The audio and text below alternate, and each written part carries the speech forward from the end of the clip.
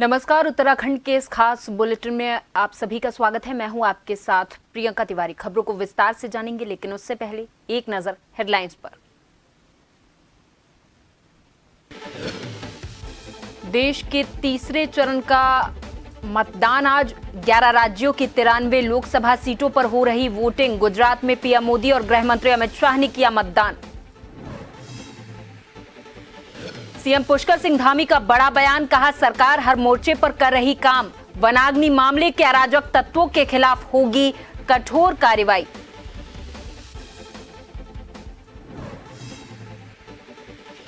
जंगल में आग लगाने वालों पर पुलिस का शिकंजा। चमोली में वनाग्नि की घटना को अंजाम देने वाले 4 लोगों को वन विभाग ने किया गिरफ्तार। नैनीताल के तल्लीताल जेल के समीप उत्पातियों ने जंगल में लगाई थी आग। चारधाम यात्रा को लेकर तैयारियां पूरी, लेकिन ट्रैवल कारोबारियों में बढ़ती जा रही नाराजगी। अपर पर्यटन सचिव पूजा डबरियाल से ट्रैवल कारोबारियों ने की मुलाकात। और उत्तराखंड में मौसम ले सकता है करवट। 10 जिलों में आंधी तूफान और बिजली चमकने को लेकर येलो अलर्ट जारी। कुछ इलाकों में बूंदाबांदी की भी संभावना।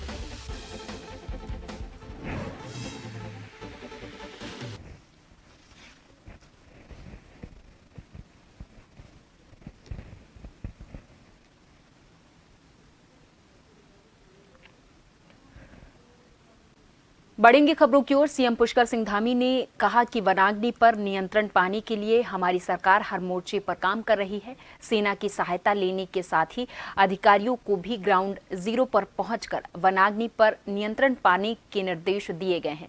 जो भी अराजक तत्व जंगलों में आग लगाकर उन्हें नुकसान पहुंचा रहे हैं, उनके विरुद्ध कठोरतम कार्रवाई भी हमारी सरकार सुनिश्चित कर रही है। सुनाएंगे। आग हमारे लिए बड़ी चुनौती है और इसके शांत करने के लिए, वनाग्नि को शांत करने के लिए, आग बुझाने के लिए सभी विकल्पों पर हम काम कर रहे हैं। चाहे वो सेना की मदद लेनी हो, अन्य संस्थानों की मदद लेनी हो, लोगों को लगाना हो या इसमें कड़ाई करनी हो। जो लोग इसको जो है कहीं पर भी आग लगाने में शामिल हैं, उनके खिलाफ कड़ी कार्रवाई करनी हो, वो सभी विकल्पों पर हम काम कर रहे हैं। हमारा लक्ष्य है कि जल्दी से जल्दी हम इस पर काबू पाएं। आर्मी के हेलीकॉप्टर और आर्मी की सहायता हम लोग पहले से भी ले रहे हैं और कल भी यहाँ पर ली गई है, निकट भविष्य में भी लेंगे। में जंगलों की आग को काबू करने के लिए जंगलों को जलाने वालों के खिलाफ पुलिस अब सख्त कार्रवाई करने जा रही है। बता दें कि डीजीपी अभिनव कुमार ने कहा कि जंगलों में बार बार आग लगाने वालों पर गैंगस्टर एक्ट के तहत कार्रवाई की जाएगी। इसके साथ ही ऐसे लोगों से आग की वजह से हुए नुकसान की भरपाई भी कराई जाएगी। इसी क्रम में उन्होंने कहा कि ऐसे लोगों के खिलाफ पहले फॉरेस्ट प्रोटेक्शन एक्ट, फिर वाइल्ड लाइफ एक्ट के तहत कार्रवाई की जाएगी और यदि कोई बार बार आग लगाते पकड़ा जाता है तो उसके खिलाफ गैंगस्टर एक्ट के तहत कार्रवाई भी की जाएगी। ऐसे लोगों की संपत्ति भी जब्त की जाएगी। इस संबंध में सभी पुलिस अधिकारियों को निर्देश जारी कर दिए गए हैं। माननीय मुख्यमंत्री जी के निर्देशन में आज जो मैडम ने हम लोगों को डायरेक्शन दिए हैं, उसमें पुलिस विभाग की तरफ से जो होने वाली कार्रवाई है वो मेन हम लोगों ने चिन्हित कर लिया है कि कौन से ऐसे क्षेत्र हैं जहां पर लगातार ये वनाग्नि की समस्या बनी हुई है और उस क्षेत्र में हमारे वन विभाग के अधिकारी, स्थानीय उप जिलाधिकारी और स्थानीय पुलिस की संयुक्त टीम वहां जो भी लोग वहां पर वनाग्नि लगाने के लिए दोषी पाए जाते हैं, चाहे जानबूझ के या लापरवाही से, उनके खिलाफ कार्रवाई करने के लिए हमने एक एसओपी बनाई है। उसमें फॉरेस्ट एक्ट में और वाइल्ड लाइफ एक्ट में पहले हम उनके खिलाफ केस रजिस्टर करेंगे। उत्तराखंड में लोकसभा का चुनाव 19 अप्रैल को खत्म हो चुका है। इसके बाद भी उत्तराखंड में 4 जून तक आचार संहिता लगी रहेगी। इसी क्रम में बता दें कि अनुमान लगाया जा रहा है कि 4 जून के बाद उत्तराखंड में कभी भी निकाय चुनाव की घोषणा हो सकती है, जिसके लिए फिर से आचार संहिता लगाई जाएगी। इसके बाद प्रदेश में 2 उपचुनाव होने हैं। इसके बाद साल के आखिर में सहकारिता चुनाव भी होने हैं, जिसके लिए आचार संहिता लगाई जाएगी। जिसके कारण विकास कार्य प्रभावित हो रहे हैं। भाजपा का कहना है कि प्रदेश में कोई भी विकास कार्य प्रभावित नहीं होंगे और चुनाव के चलते विकास के कार्य नहीं रुकते हैं। दूसरी तरफ कांग्रेस का इस पर कहना है कि पूरे साल चुनावों के मद्देनजर राज्य में आचार संहिता रहने वाली है और सरकार की कार्य कुशलता और अनुभव का भी पता लगेगा।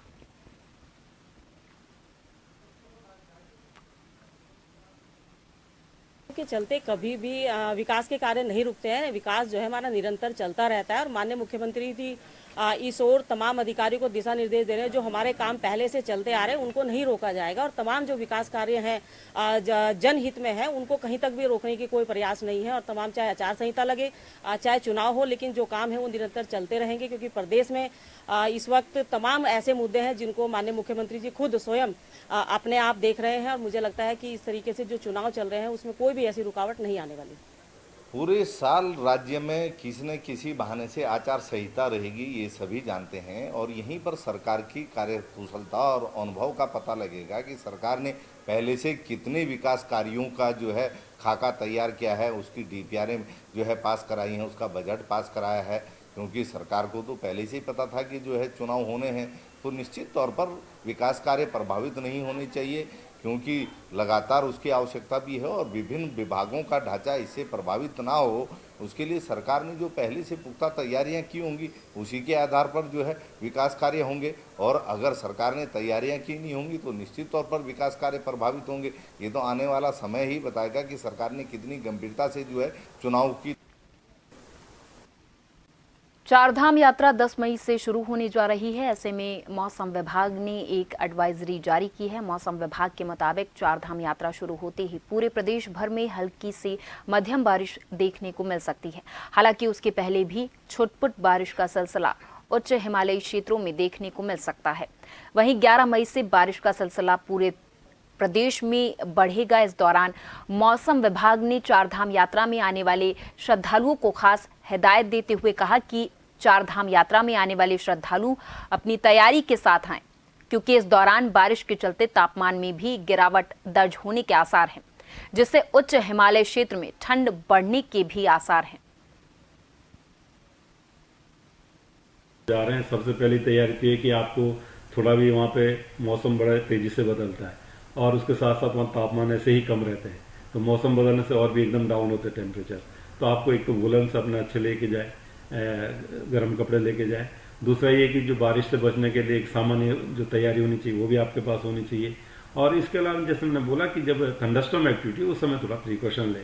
और ये जो सारी इन्फॉर्मेशन है IMD की वेबसाइट पे अवेलेबल है। इसके साथ साथ आपदा प्रबंधन विभाग को भी ये चीज़ें दी जा रही है, उनकी साइट पे भी अवेलेबल है। टूरिज्म विभाग जो आपका उत्तराखंड का, उसमें भी चीज़ें वो सारी जाती है, तो उनके साइट पे भी देख सकते हैं। तो मीडिया के थ्रू भी हम लोग जो चीज़ें वो बताते रहते हैं।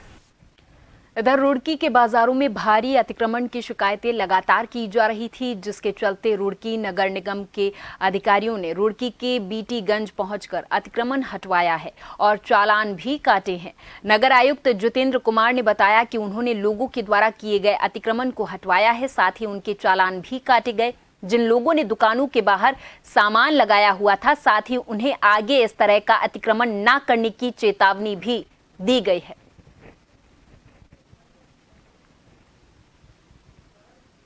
देखिए, जो यहाँ पे रोड साइड पे टेम्पररी एनक्रोचमेंट है उसको अभी हटवाया गया है और कुछ दुकानदारों को चालान भी हुए हैं जिन लोगों ने सामान को रोड पे लगाया गया था और वो मार्ग को बाधित कर रहे थे। और एक सभी को ये हमने अभी चेतावनी भी दी है कि इसको आगे न करें, अदरवाइज फिर और कड़ी कार्रवाई इसमें हम करेंगे। अच्छा, कई बार चेतावनी भी दी गई है, आपने आज हटवा दिया है, कल फिर लग जाएगा, उसको लेकर क्या कहेंगे? क्या उनके खिलाफ कार्रवाई होगी सर? निश्चित रूप से अभी हमने ये एक मॉनिटरी चालान किया है, इसके बाद कोर्ट का चालान करेंगे। अगर नहीं मानेंगे तो धारा 133 में जॉइंट मजिस्ट्रेट साहब को हम रिपोर्ट भेजेंगे। पावत के पार्टी ब्लॉक के मंगलेख गांव में युवा पान सिंह की हत्या के मामले में पुलिस की कार्रवाई से परिजन संतुष्ट नहीं है। परिजन हत्या में शामिल अन्य आरोपियों की गिरफ्तारी की मांग कर रहे हैं। बता दें कि युवक की हत्या के बाद परिजनों ने 3 लोगों पर हत्या का मुकदमा दर्ज करवाया था। मामले में पुलिस ने मुख्य आरोपी को गिरफ्तार कर लिया।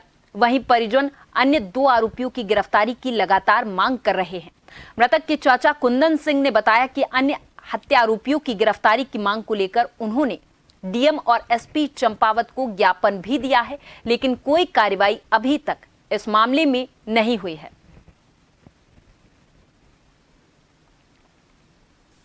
26/3/2024 को पान सिंह की मृत्यु होने के बाद भी अपराधी सरेआम घूम रहे हैं। मदन सिंह सनौ भगवान सिंह के पास जलाया हुआ मोबाइल व जॉकेट चूल्हे से निकालने के बाद भी पुलिस उसको गिरफ्तार नहीं कर रही है और महिलाओं से कोई पूछताछ नहीं हो रही है। मृतक परिवार अभी भी बार बार कभी 3 तारीख आएंगे, कभी 4 तारीख आएंगे करके पूछताछ के लिए पुलिस कह रही है। अभी तक पुलिस गांव में नहीं पहुंची है और मृतक परिवार दुखी है। और अकेले ने हमारा पान सिंह बिष्ट को अकेले ने नहीं मारा है, दुकान के अंदर बंधक बनाकर मारा गया है और इसमें हमें न्याय चाहिए। गैस एजेंसी में रसोई गैस की केवाईसी करने को लेकर दूर दराज क्षेत्र से आए लोगों की भीड़ उमड़ी देखी गई, जिस कारण गैस एजेंसी में अफरा तफरी का माहौल बन गया। अत्यधिक भीड़ और तकनीकी खामी के चलते कई लोग बेरंग वापस घरों को लौट गए। लोगों की समस्याओं को देखते हुए लोहाघाट के निवर्तमान पालिका अध्यक्ष गोविंद वर्मा और व्यापार मंडल अध्यक्ष भैरव दत्त राय ने गैस एजेंसी प्रबंधक से मुलाकात कर लोगों की समस्याओं से अवगत कराया और प्रबंधन से विधानसभा क्षेत्र के अलग अलग स्थान में कैंप लगा के ग्रामीणों की केवाईसी करने की मांग की है। जो ये केवाईसी गैस गोदाम द्वारा की जा रही है मंडल विकास निगम द्वारा, तो लोगों को काफ़ी परेशानियों का सामना करना पड़ रहा है। इसमें हमारे बुजुर्ग लोग काफ़ी आ रहे हैं और जो नौकरी पेशे वाले हैं उनके घर में यहाँ कोई रहता नहीं है, तो कर्मचारी है, सिंगल आदमी है, तो काफ़ी परेशानियों का सामना करना पड़ रहा है। और साथ ही साथ यहाँ ऐसी स्थिति बन गई है, काफ़ी भगदड़ की स्थिति बन गई है और NH जाम की स्थिति बन गई है। तो आज गैस प्रबंधन से वार्ता हुई। गैस प्रबंधन का ये कहना है कि केवाईसी लगातार चलती रहेगी। ऐसा नहीं है कि जिसकी केवाईसी नहीं होगी गैस नहीं मिलेगी, गैस सबको मिलेगी। और इन लोगों से ये भी कह दिया गया है कि तीनों भी लोगों के विकास फंडों में अलग अलग कैंप लगा दिया जाए और नगर का अलग से कैंप लगा दिया जाए। और जहाँ जहाँ गैस की गाड़ियाँ जा रही हैं, गैस की गाड़ियों के माध्यम से भी केवाईसी कराई जाए, जिससे कि हमारे बुजुर्ग और हमारी जो माताएं बहनें हैं काफ़ी परेशानियों का सामना करना पड़ा है। इनको सुबह आ जा रही है, शाम को वापस जा रही है, काफ़ी पैसा भी बर्बाद हो रहा है इनका और समय भी बर्बाद हो रहा है। तो मैं यही अनुरोध करूँगा कि प्रबंधन से कि तुरंत ही और ध्यान दिया जाए और इसमें सुधार किया जाए। उपभोक्ता जैसे हर गांव क्षेत्रों में गाड़ी जा रही है, वहाँ केवाईसी होगा। पिकअप में जैसे पिकअप जा रही है विस्तार बिंदु में, स्पॉटों में, वहाँ सब केवाईसी हो रहा है। जो उपभोक्ता यहाँ आ रहे हैं उनका भी हो रहा है, गैस मिलेगी उनको। समय सीमा चलते रहेगा, ऐसा कुछ नहीं है कि आज ही कराओ। खबरों को विस्तार से जानेंगे। रामनगर में सिद्धपीठ बालाजी मंदिर कोसी घाट के महंत डॉक्टर शुभम गर्ग और मंदिर से जुड़े सैकड़ों सेवकों ने कोतवाली पहुंचकर कोतवाल अरुण सैनी को ज्ञापन सौंपा है।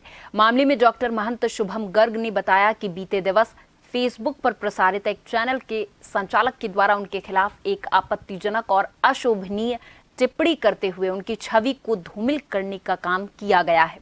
उन्होंने इस मामले में उक्त चैनल के संचालक और चैनल के खिलाफ कार्रवाई करने की मांग की है। साथ ही उन्होंने कहा कि इस टिप्पणी को लेकर मंदिर समिति से जुड़े सैकड़ों सेवकों में रोष बना हुआ है।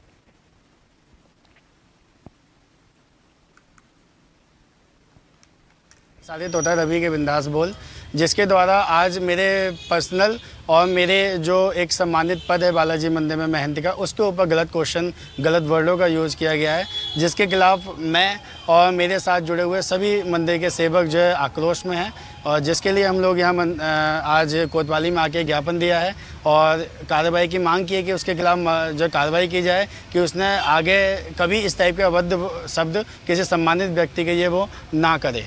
और हमें अपनी कोतवाली पर पूरा भरोसा है कि वह इस पर पूर्ण जांच करेगी और हो सके तो उसके चैनल को बंद किया जाए या उसको पूर्ण रूप से समझाया जाए कि तुम्हें कभी भी खुद जो है RTO नहीं बनना, खुद पुलिस वाला नहीं बनना। यदि कहीं पे कोई कमी हो रही है तो वो कोतवाली को संपर्क करे। देखिए, बालाजी मंदिर के महंत व कुछ लोग आए थे जिनके द्वारा फेसबुक चैनल पर जो एक टिप्पणी की गई है उसके खिलाफ थाने में तहरीर दी गई है। जांच की जा रही है, जांच के बाद वैधानिक कार्रवाई की जाएगी। रामनगर के सुप्रसिद्ध चिकित्सक डॉक्टर जफर सैफी और राष्ट्रीय होम्योपैथिक सेवा रत्न पुरस्कार से सम्मानित किए गए हैं। ग्रेटर नोएडा स्थित Bakson homeopathy medical college and hospital के सभागार में अखिल भारतीय चिकित्सक एसोसिएशन की ओर से आयोजित हुआ है। डॉक्टर जफर सैफी को उनके द्वारा कोरोना काल चिकित्सा और मानवता के क्षेत्र में किए जा रहे उत्कृष्ट कार्यों के लिए सम्मानित किया गया है। सैफी ने कहा कि उनके द्वारा होम्योपैथिक चिकित्सा के माध्यम से जटिल बीमारियों का इलाज कई रोगियों का किया जा चुका है। उन्होंने कहा कि होम्योपैथिक चिकित्सा में सभी बीमारियों का इलाज संभव है, लेकिन मरीज को कुछ सावधानी बरतने के साथ ही खानपान पर विशेष ध्यान देने की भी जरूरत है।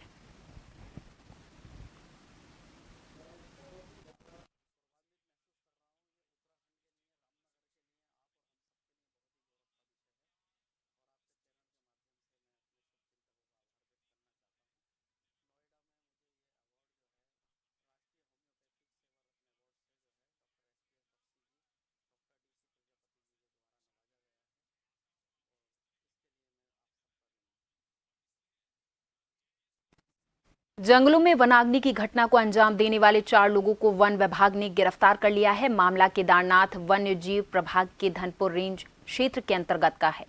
वन विभाग ने 4 लोगों के खिलाफ वन अधिनियम के तहत मामला दर्ज कर लिया है। बता दें कि केदारनाथ वन प्रभाग के एसडीओ जुगल किशोर चौहान ने जानकारी देते हुए बताया कि मुखबिर की सूचना पर जानकारी मिली कि 4 लोग जंगलों में आग लगाने की कोशिश करते हुए देखे गए हैं, लेकिन जैसे ही उन्हें पकड़ने के लिए वे आगे आए वैसे ही अपराधी फरार हो गए। एसडीओ ने बताया कि सूचना पर तेजी दिखाते हुए हमने तुरंत पुलिस को इसकी सूचना दी, जिसके बाद दावानल की घटना को अंजाम देने वाले 4 लोगों को कर्णप्रयाग पुलिस चौकी के पास से दबोच लिया गया है। ये कल 5 मई की घटना है। रात के 9 बजे वन क्षेत्राधिकारी धनपुर द्वारा अवगत कराया गया कि कमेड़ा के पास कुछ लोग जंगलों में आग लगा रहे हैं करके, और वो वहाँ से भाग करके आगे निकल गए हैं। इसके बाद कर्णप्रयाग पुलिस चौकी में ग्रामीणों द्वारा तहरीर दी गई कि कुछ लोग आगे हैं और उनके पास कुछ बोलेरो गाड़ी में आ रहे हैं, तो कर्णप्रयाग चौकी में उन लोगों को पकड़ा गया। उसके बाद हम कर्णप्रयाग थाने में गए, उनको पकड़ा और उनको सुसंगत वन अधिनियम की धाराएं उनके खिलाफ दर्ज करके उनको लेकर आ गए हैं। उत्तराखंड में नैनीताल से हल्द्वानी जाने वाले राष्ट्रीय राजमार्ग में तल्लीताल जेल के पास जंगल में अचानक आग लग गई। दमकल विभाग धधकती हुई आग को बुझाने के लिए जुट गया है। माना जा रहा है कि किसी उत्पाती ने रात के समय ये आग लगाई थी, जिससे आग जंगल में फैल गई है। आग की सूचना पर मल्लीताल फायर स्टेशन से एक टीम मौके पर पहुंची है। फायर सर्विस के कर्मचारियों ने मौके पर पहुंचकर दमकल वाहन से पानी की बौछार कर आग पर काबू पाया है। जेल के समीप लगी इस आग से रिहायशी क्षेत्र और जेल को खतरा बनने लगा था। हालांकि आग पर काबू पा लिया गया है।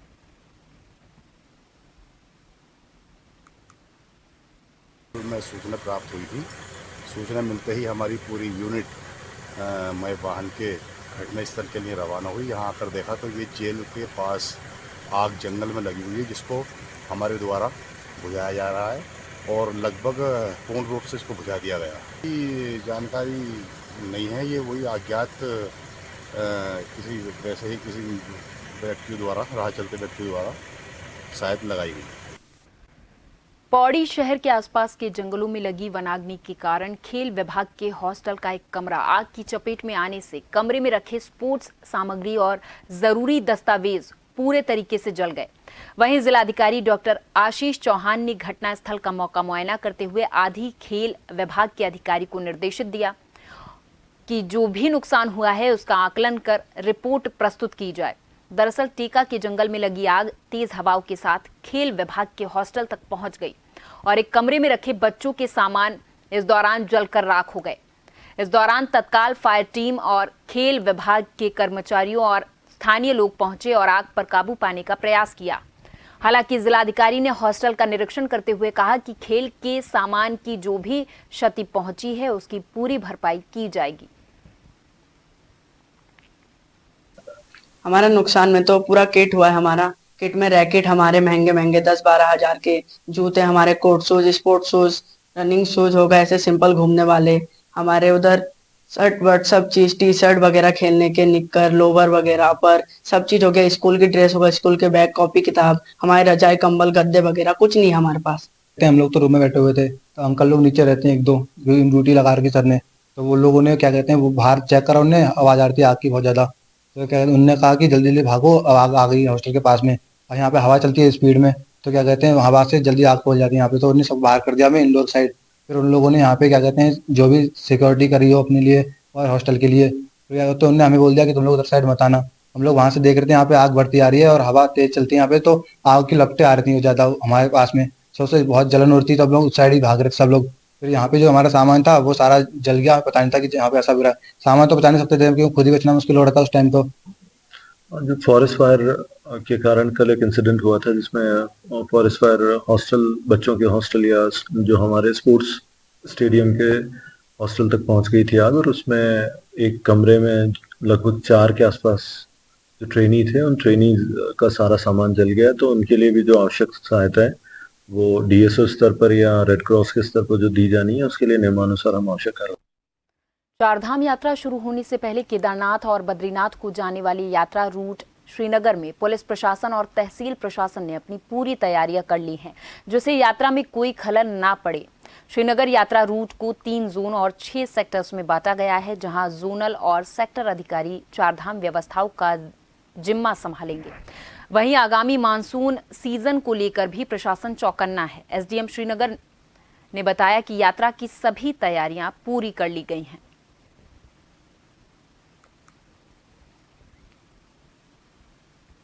3 जोन में और 6 सेक्टर्स में डिवाइड किया है। इसमें हमारे 3 जोनल ऑफिसर्स होंगे और उसके अलावा जो लाइन डिपार्टमेंट्स हैं उसमें ही हमने सेक्टर डिसाइड किए हैं, ताकि जो रोड है रोड सही रहे, बिजली की व्यवस्था सही रहे, पानी पीने का पानी पेयजल सबको मिलता रहे। आपको पता है कि इसी समय पे बारिश का भी मौसम आएगा और ये कलियासोड़ के पास में रोड भी जाम होती है, रोड ब्लॉक हो जाती है लैंडस्लाइड होने पर। चारधाम यात्रा के संबंध में शासन से एक आदेश आया है जिस संबंध में मेरे द्वारा जो अस्थायी चौकी हैं उनमें आपदा से संबंधित पर्याप्त उपकरण, जेसीबी व अन्य के लिए मेरे द्वारा रिपोर्ट दी जा चुकी है।